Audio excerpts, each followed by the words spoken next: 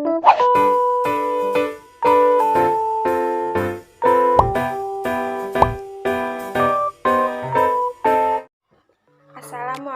warahmatullahi wabarakatuh. Nama saya Ika Fitri Aulia, NIM 290205511, Prodi Akuntansi, dosen Bapak Taufik Hidayat SPDI MPD. Di sini saya akan mempresentasikan tentang mata kuliah auditing dengan materi konsep dasar auditing. Pengertian auditing. Auditing adalah suatu pemeriksaan dan pengevaluasi yang dilakukan untuk memperoleh bukti-bukti atas informasi untuk dapat memberikan pendapatan kewajaran atas laporan keuangan. Manfaat auditing. Manfaat auditing dibagi menjadi 3 bagian dasar yang menikmati manfaat auditing, yaitu yang pertama, bagi pihak yang diaudit. A. Menambah integrasi laporan keuangannya sehingga laporan tersebut bisa dipercaya untuk kepentingan pihak luar entitas seperti pemegang saham, kreditor, pemerintah, dan lain-lain. B. Mencegah dan menemukan fraud yang dilakukan oleh manajemen perusahaan yang diaudit. C. Memberikan dasar yang dapat lebih dipercaya untuk menyiapkan surat pemberitahuan pajak yang diserahkan kepada pemerintah. D. Membuka pintu bagi masuknya sumber pembiayaan dari luar.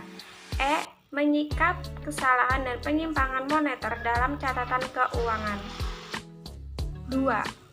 Bagi anggota lain dalam dunia usaha.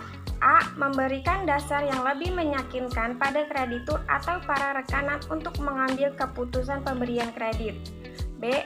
Memberikan dasar yang lebih meyakinkan kepada perusahaan asuransi untuk menyelesaikan klaim atas kerugian yang diasuransikan. C. Memberikan dasar yang terpercaya kepada para investor dan calon investor untuk penilaian prestasi. 3. Bagi badan pemerintah dan orang-orang yang bergerak di bidang hukum. A. Memberikan tambahan kejelasan yang independen tentang ketelitian dan jaminan laporan keuangan. B. Memberikan dasar yang independen kepada mereka yang bergerak di bidang hukum untuk mengurus harta warisan dan serta titipan. C. Memegang peranan yang menentukan dalam mencapai tujuan Undang-Undang Keamanan Sosial. Perbedaan auditing dengan akuntansi. Accounting adalah proses pencatatan, pengklarifikasian, dan pengikhtisaran informasi ekonomi dalam bentuk financial statement. Auditing adalah proses pengumpulan dan pengevaluasian bukti-bukti atas informasi untuk menentukan dan melaporkan tingkat kesesuaian informasi tersebut dengan kriteria yang telah ditetapkan. GAAP. Pentingnya audit. Menurut Sukrisno 2017, audit atas laporan keuangan diperlukan oleh perusahaan yang berbentuk PT pemegang saham biasanya 1 tahun sekali. Dalam rapat umum pemegang saham atau RUPS, para pemegang saham akan meminta pertanggungjawaban manajemen perusahaan dalam bentuk laporan keuangan. Laporan keuangan yang merupakan tanggung jawab manajemen perlu diaudit oleh kantor akuntan publik, yang merupakan pihak ketiga yang independen karena yang pertama, jika tidak diaudit, ada kemungkinan bahwa laporan keuangan tersebut mengandung kesalahan baik disengaja maupun tidak disengaja.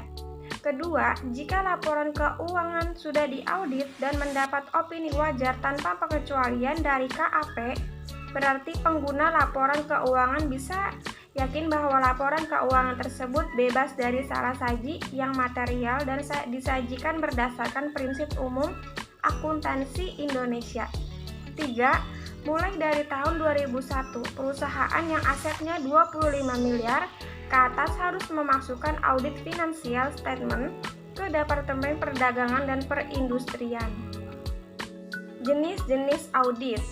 Jenis audit ditinjau dari luasnya pemeriksaan audit bisa dibedakan atas 2, yaitu yang pertama, General Audit atau pemeriksaan umum, yaitu suatu kegiatan pemeriksaan yang dilakukan oleh auditor independen di KAP dengan tujuan untuk memberikan pendapat kewajaran atas laporan keuangan keseluruhan dengan memperhatikan standar profesional, akuntan publik dan kode etik III.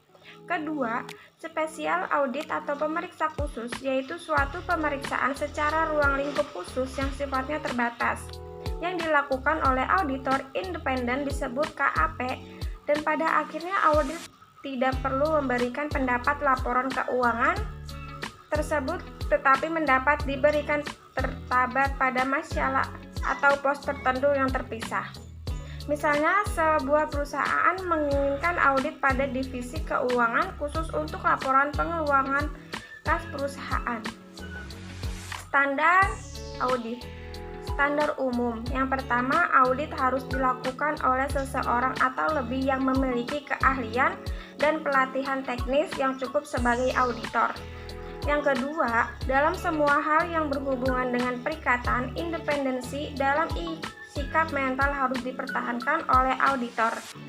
Ketiga, dalam melaksanakan audit dan penyusunan laporan auditor wajib menggunakan keahlian profesionalnya dengan cermat dan seksama. Sekian presentasi dari saya, mohon maaf jika masih banyak kesalahan. Wassalamualaikum warahmatullahi wabarakatuh.